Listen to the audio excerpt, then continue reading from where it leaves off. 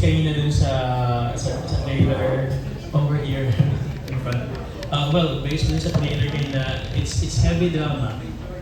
And I think medyo malaking requirement na hinihingi mo kay River, kay Liza, and kay Jasmine. So, can you, in terms of acting, what kind of requirements did you ask from the main cast? Na-mention ni Des kanina that practically all the lead roles were audition. Kasi nga, inahanap namin, you know, I have to find yung, first of all, yung willingness ng artista na kahit anong, kasi ang lalim nito eh. Ang dami nilang mabibigat na pagdadaanan. Especially the role of the wife, yung kay Jasmine. Kasi, in a way, istorya na ito. Na isang asawang, you know, they got married and then shortly after na-kidnap siya and then, you know, and then years later, makakabalik siya.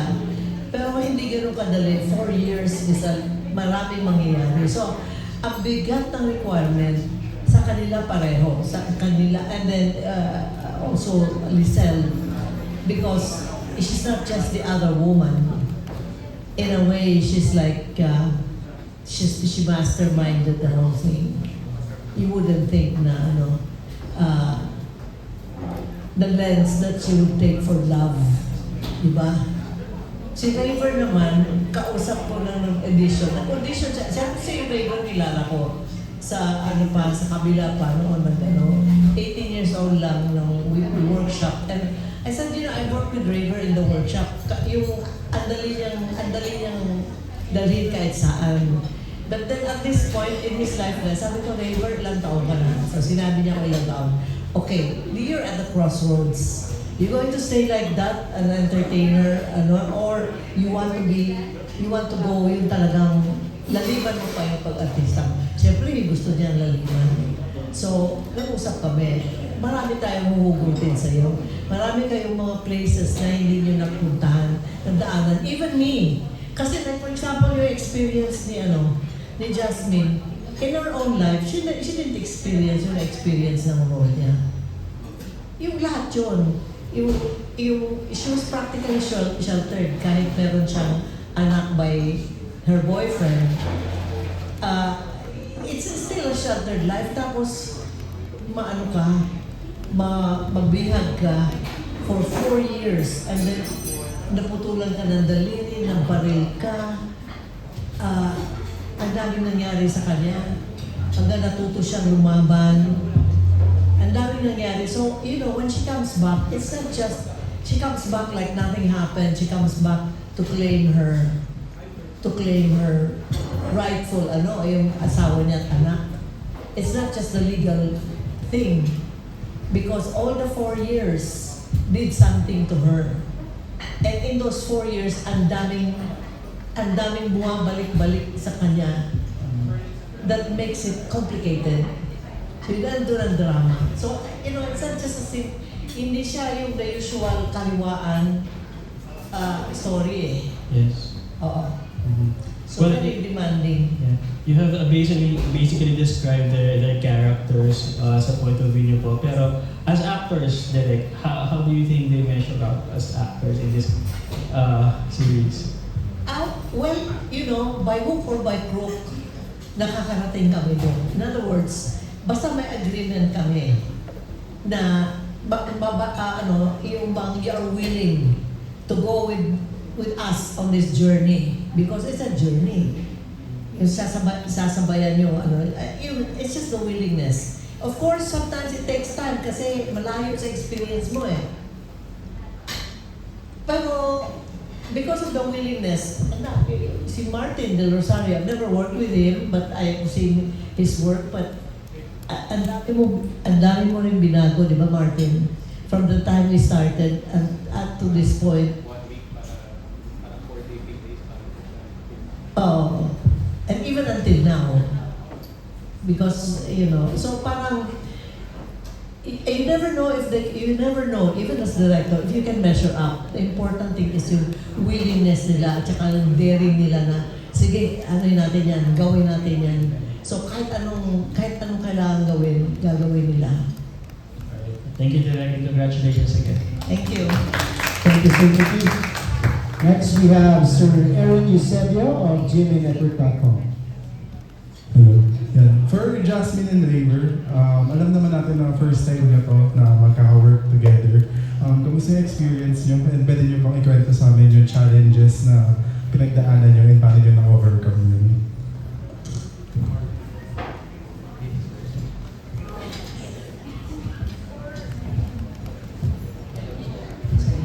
Hello, check in. It's been really fun na makasama si River as a castmate, as a leading man. Lalo na kapag may mga mabibigat na eksena and pagkatapos ng mga eksena yun, napakadaling mag-bounce back or at least ma-relieve yung sarili mo na hindi madala yung emosyon dahil ano din siya as a person, for most of you kilala nyo na rin siya. He's very light, bubbly, and a happy-going person. So it's nice to feel that meron kang ganong kasama and may support kang nakakuhang ganon from your leading man. But in terms of, I guess, there's a lot of challenges sa akin kasi hindi ko alam paano maging asawa. Pero yun yung biggest challenge, no? Learning how to become and to portray a wife and also a mother, and paano namin yun na-achieve, paano namin napuntahan yun. For me, ang dami kong kailangan i-bend the experiences in my own life, maybe create different ones stemming sa mga nangyari na, and imagine how not just myself but for the character, how they would go through it and accept yung mga nangyayari. Because I think ko most of the time is my own mind, and hindi ko laging hindi ko na concretize, is that even a word? Hindi siya sobrang solid minsan or buo yung naiisip kong idea. So hindi ako confident minsan. But that's when I'm so grateful na makakuha ng support, not just from my leading man, but especially from Direk Loris, from Direk Gina, from Joem, everyone in the cast. Kasi kadalasan pag hindi ako confident and nakikita kong ina-accept nila yung binibigay ko, dun ko mas naihuhugot pa or mas naibibigay pa ng sana mas tama or sana mas buo yung emosyon, eksena, or kung ano man yung nangyayari. Yan naman sa akin. Sa'yo. Raver. Yan. Opo, first time ko po nakatrabaho si Miss Jasmine. Actually, halos lahat dito, first time namin nagka-work. Pero, yun nga, breeze, kumbaga, ang breeze lang ng lahat, parang suabe. Nagkaroon ng chemistry ng lahat. Kami ni Jazz, Lizelle, kami ni Joey, ni Mart. Halos lahat dito, with, of course, Direk Gina. Talagang,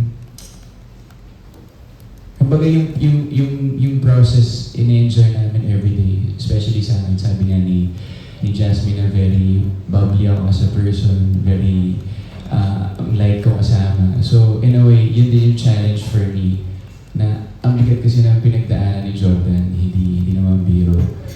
So, I gotta dig deep talaga, as in, kailangan ko ng preparation, and kaya ako nagpapasalamat kay Direk Loris kasi yung patience niya sa akin na sinamaya ako na nakagabay siya para sa akin. And in a way kasi pag si Direk Loris yung nagsasalita sa akin, parang na-open up ako agad. Parang pag iniisip ko lang yung parang na mag-uusap na kami, parang nadadive din ako agad doon sa eksena. And yan, gusto kong magpasalamat kay Direk Loris kasi first time namin din nagkatrabaho with Direk Loris. Before, naka-work ko siya sa kabila, pero as co-actors. And ngayon, ini-enjoy ko yung process to be a beginner and to be a student of the craft. Kasi kinalimutan, may naman kinalimutan ko, pero lahat ng nalaman ko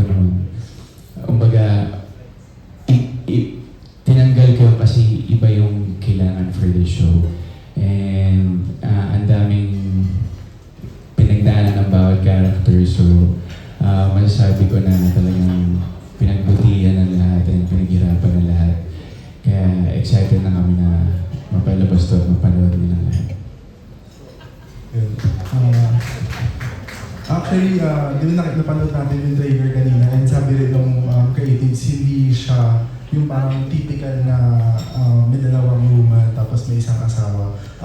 For Raver and Jasmine pa rin, parang kayo, ano yung gusto nyong lesson na ma-impart nyo sa viewers pag napanood na nila tong show na?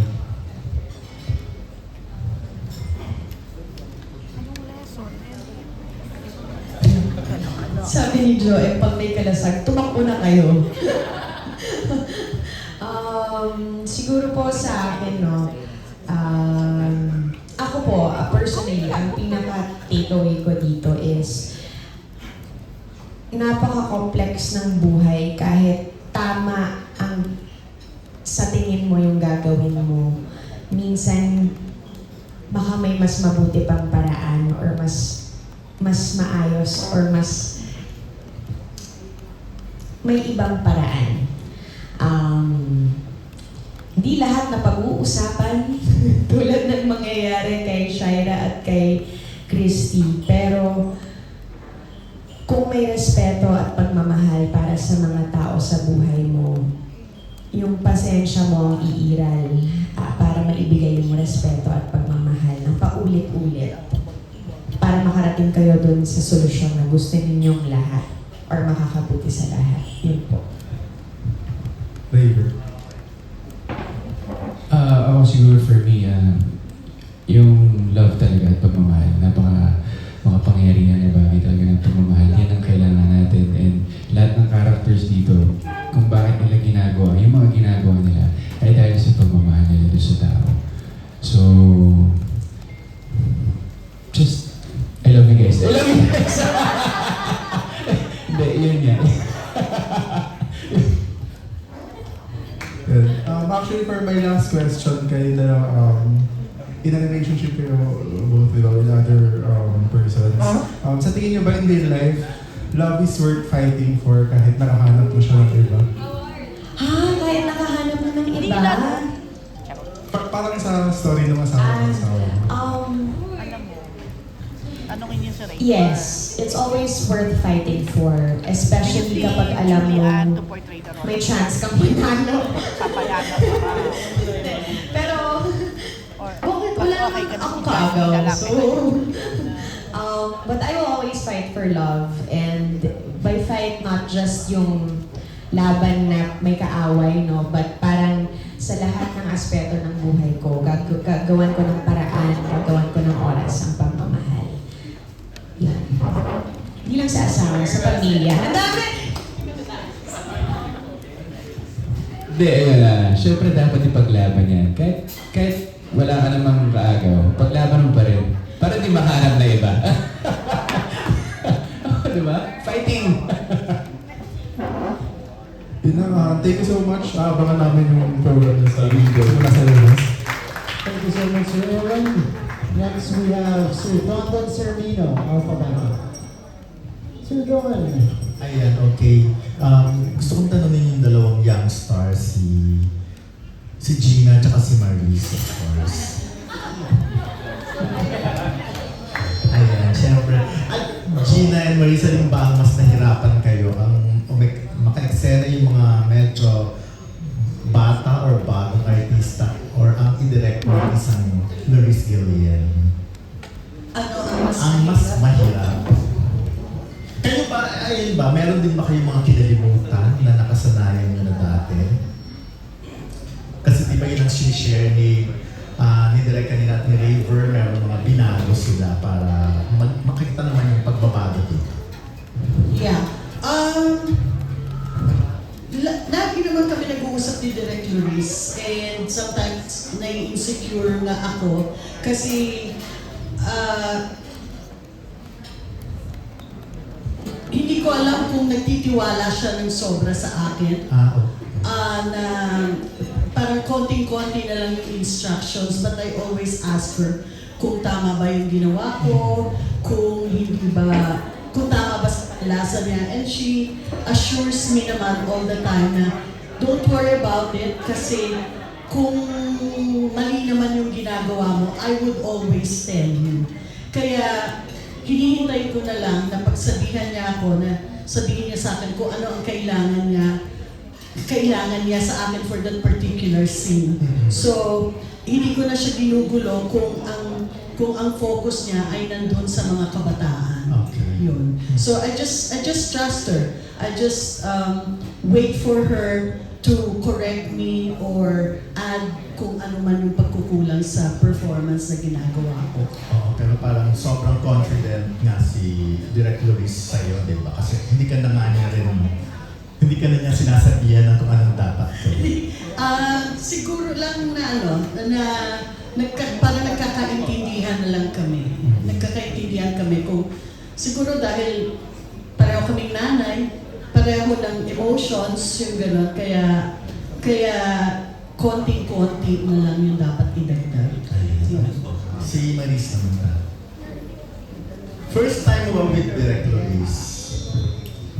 Actually, it's my second time. Second time. So, pangalawang beses ako nakasama sa project ni Direk. Hindi naman sa, yung alam mo yung takot na talagang mawawala ka na talaga sa sarili mo. But masyado akong conscious every time I come to the set. Kailangan, alam ko sa sarili ko na preparado ako. Alam ko sa sarili ko, yung natandaan ko sa kanya nung unang na-direct niya ako sa Apoy sa Langit, na parang, ang nakuha ko doon, parang itatrust mo yung what's within you eh. Kasi pag alam mo kung ano yung nasa loob mo, yung nasa puso mo talaga, mas madaling ilabas yon sa acting. So ano ba? Nabully ka ba? Nangaliwa ba ang asawa mo? Masaya ka ba? Naka-experience ka ba ng... Doon ka lang, itatrust mo lang yung emotions na yon. And easily magagawa mo yung gusto niyang gawin. At nandyan din siya parate para i-guide talaga kami. So, yun lang, parati lang talaga akong conscious na alam kong kailangan, alam ko yung eksena, alam ko yung kukuhanan, alam ko kung saan ang galing, at saan pupunta. Kasi para anytime na questionin ako, or anytime na kahit na nagbibigay ng instruction sa mga kasamahan, nakukuha ko na. So, yun. Ayun, so okay naman ang experience. Oh, yes, yes. Sobrang saya. Pero direct, iba ba ang treatment mo sa dalawang young star kaysa sa mga... baka kasi nakaramdam ng insecurity yung isa, parang hindi ka nagpo-focus sa kanya eh. Hindi, kung minsan, ibang nade-deliver. So, nade-deliver pa. Pero kung minsan naman, naglalaro kami. Kung minsan sinasabi ko, for example, kay Gina, subukan natin na, tama na yung naisip niya. Pero kung minsan, may isip namin, let's try a different approach. I cannot remember specific, Gina, di ba? Pero marami tayong mga, gawin natin ganito naman. Na parang ganito ang tingin mo, o ganito ang, you're preoccupied with something. Kasi ganun lang, instinctively, bigyan ko lang siya ng konting hit. Nagbabago yung kanyang performance. So, sa kanya, wala ako, we work since Salome, no? Tsaka we are friends. We have remained friends. Banggit ka na ng mga lumang pelikula. Young star na ang treatment. Si Maris naman, I worked with her already in Apoy sa Langit. And, Apoy sa Langit? Ayun nga. And, gusto ko sa kanya, yun nga, na she comes prepared. I have deep respect for actors who come prepared.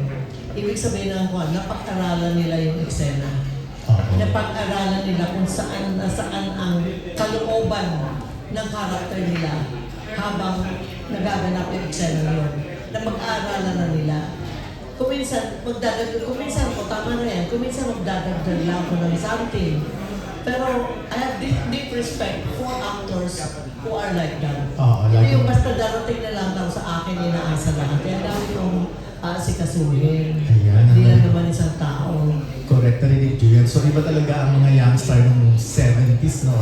Aba, hindi. Dito sa mga young ngayon, as I said, most if not all of them, anong tawag dito?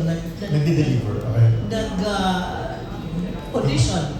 Okay. So nakita ko the way they also prepared. The ones that are working for me for the first time. Yung mga galing sa Sparkle. We wanted to, doon kami nag-shopping ng mga bago. Kasi meron na silang konting training. So at least parang kami ng lingwahe sa set. And so natutuwa ako sa, hindi lang naman sa senior actors yung mga nag-prepare talaga. Nakita ko rin yan sa mga baguhan. Hindi dahil takot sila, no? Hindi. I mean, yung takot na excited. Thank you, Direk, and congratulations sa dalawang young star. Sabi ko na sisikat talaga kayo balang araw, Gina and Maris. Grabe si Sir Don. Okay, thank you, Direk. Thank you, Sir Don. Next, we have Sir Ruel Mendoza of Pamasa. Ayun, good afternoon. Congratulations sa buong cast. At para siyang malaking pelikula, sa totoo lang. So, pwede siyang gawing pelikula. My question is for Kalasan, member Team Kalasan, mga rebelde. At para kay Direk Luis na rin. Mag-share naman kayo ng experience nyo. Any fun experience working to sa location? Considering yung weather, diba? Minsan ang hirap sa mga ganung lugar, may mga hayop ba doon? Or may mga environmentalist ba na hindi ko pwede galawin yung mga puno? Ano na? Kasi nagsimula kami by the time na nagsimula kami mag-taping, Gina? Guys, welcome. by the time na nakapagsimula kami mag-taping, rainy season na. Eh, siyempre, doon sila ang kuta, di ba kuta, doon sa ano talaga, mga bundok-bundok. Maraming iba't ibang location yun, ha? Kasi kailangan meron kami mga lugar na may ilog na natatawin. Mga iba't ibang overlooking. Pero siyempre, rainy season, kung minsan nandun kami, tapos biglang pupunan na malakas, isang oras yun, nasa loob lang kami ng mga tent. Tapos babalik kami sa set, ang dilas na para umakit sa... Well, I will let them share. Sila na mag-share. Pero bilib kami sa iyo, Direk, ha? Umakit ka pa ng bundok para mag-direct lang ng teleserye. Ako, ano bang funny? Hindi ko alam kung funny yun na pagpasok namin next taping day, maraming mga kagat-kagat. Pero parang, pero go pa rin, di ba, Jasmine? So, maraming may mga kumakagat-kagat, pero dahil nga, alam namin na talagang maganda yung location. Okay yun. Ano ba ang mga nakakatuwa lang dahil ako nga yung pinakamatanda doon. So parang nanay nila ako, parang nagsashare kami ng mga snacks, so pumupunta sila dun sa tent. Tapos nakikita ko nag-aagawan sila. Pero yun lang, natutuwa lang ako sa ganun. Si Joem, nangunguna. Ako po, kasi narinig ko po yung insects and mga hayop. Well, there was one time, nasa tent po kami ng girls. Nasa tent po kami ng girls. And then, nagulit na lang po kami, merong ahas sa gitna ng tent. So ayun, bigla mong nagtilian lahat. Siyempre, for the highest si Angel. Ayun, kaya may mga funny moments like that. Ikaw, Ayan, yun nga po, isa sa po na-experience po namin bukod sa pag-ulan-ulan, yung nick-nick po na pag-uwi po namin, pag-ubad po ng mga damit namin, pants namin, puro po kami mga butlig-butlig, buong katawan. Kasi nga po, nagtitaping po kami madalas umaga hanggang gabi. So syempre, pag umulan po, nandiyan na po yung mga lamok at kung anong mga insekto. And isa pa po sa mga naging challenges, but it was a good experience, yung mga fight scene po namin na nangyayari sa Putikan kasi sobrang dulas, kahit hindi po naman kasama sa script, pero kailangan maitawid. Ayun, salamat. Tapos, may hindi pa nabanggit si Luis, nag-push up sila na nakahubad. Well, pala. Tapos, nangati yung yung chest nila. Kaya naman, since rainy seasons nga, yung natandaan ko, ang dami, di ba, seasons? Natandaan ko nung may eksena na pababa kalasag ng sasakyan. Tapos, syempre dapat maangas yung baba namin. dapat astig pa rin kasi nga mga sindikato kami. Eh may putikan doon sa bababa namin. So, pinipigil lang namin yung mga sarili namin madulas habang bumaba kami ng sasakyan. So, yun. Share ko lang. Ikaw, malasag ka ba? Sino pang kalasal? Si Joel. Fun moments. Fun naman yung buong experience namin lahat. Lalo na yung sa pagkain namin sa tent ng mga co-actors namin. Fun siya kasi nakabuo kami ng pamilya sa mga lugar kung saan mahirap yung location. Mahirap yung location, mahirap yung weather, mahirap yung hindi kami nakaka-perfect ng isang araw na maganda yung weather. May oras talaga uulan, puputik, aaraw ng sobra, uulan ulit. Pero despite yung sa mga hindi namin makontrol yung weather, yung kasiyahan ng buong set, nakabuo kami ng pamilya ng kalasag, nakabuo kami ng kulitan sa set, kahit mahirap siya, kahit na at the end of the day na lagi kaming mabibigat yung eksena, may iyakan, may suntukan, may sipaan, may nagkakasakitan, may ahas sa tent. Masaya pa rin kami umuwi. Pagod, pero alam mo yung may ngiti na na-pull off namin yung buong araw na achievement to. Na nagawa namin lahat ng eksena na mahirap, masaya, iyakan, tuwa, saya. Yun yung fun siguro experience para sa akin. Na sa may panahon na yun, ayun, puro kulitan na lang mag-ibig. Yun po. Ayun, sino pa? Jennifer? Ganda mo kasi, sorry Ito ba na sa background na kami? Oo, ganito po kami sa kuna. Ako po, funny. Well, syempre po, sir kasi ako, so hindi ko alam kung alam ng karamihan, medyo hindi po tayo athletic, ano? Siguro yung isa sa nakakatawang experience ko, yung fight scene namin ni Kuya Joel. Kasi medyo... Pasensya na mo talaga, feeling ko dito po sila nahirapan sa akin. Yung pag sinusunto ka pala, syempre, judger ka, di ba? Jerk ko yung term. So, mali yung nagagawa ko. So, isasapak ka talaga yung joke. Muntik na mo talaga. So, again, Kuya Joel, pasensya na talaga. Pasensya na mo sa lahat. So, yun, I think, isa mo rin sa mga nakakatawa.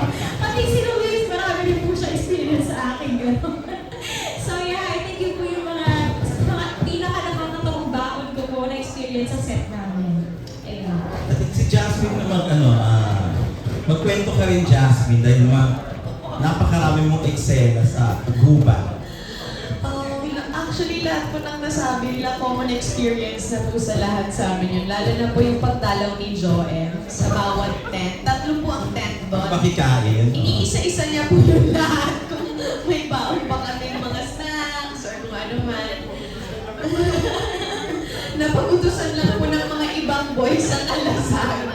So, ayun po, for me, yung bond din po talaga na nabuo because sa challenges po ng weather, ng kung saan po yung biyahe po papunta din doon, syempre, you really find ways to make up for kung ano yung hindi mo na-enjoy so that the process is easier para sa amin lahat. Kaya yung ability namin na mapagtawanan yung mga nangyayari or yung mga pumapasok na ahas bigla sa tent.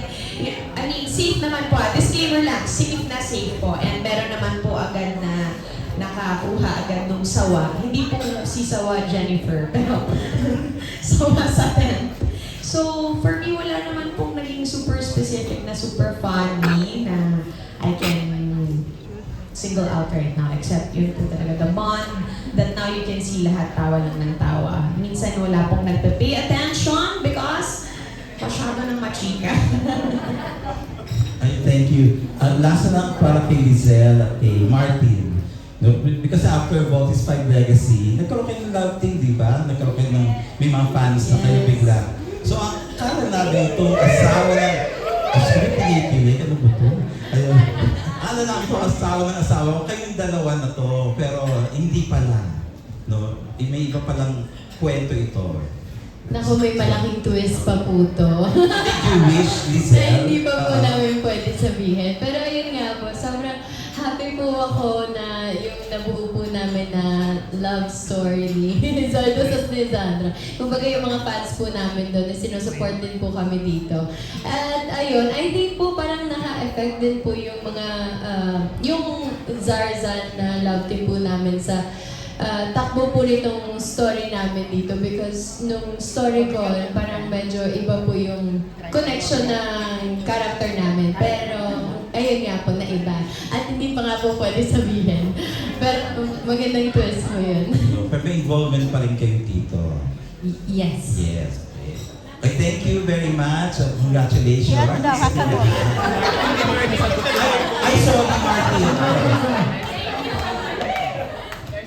Ako naman, kasi halos 3 years ko na nakasama sa World of Fire Legacy. So, nalaman ko nakasama ko ulit so sobrang natuwa ako kasi sobrang comfortable namin sa isa't isa. Eh, dito kasi character ko si Jeff, simula pa lang naman na-establish may gusto siya kay Shira. Pero kaya nga pinirap ko yung character ko dito kasi kapatid ko si Jordan, but love ko si Shira. So, medyo may mga times na nagiging balimbing siya. So, alam mo na natin kung paano tatakbo yung story. Ayun. So, ang character mo dito, hindi alam kung ano ba, kontrabida or Mabait. kakatulong ba? Mabait si Jeff. But alam mo naman, the things you do for love, sometimes, di ba, minsan, parang nagiging, parang napupunta ka sa mga maling desisyon. Ayun, okay. Okay, thank you. Thank you very much. Congratulations.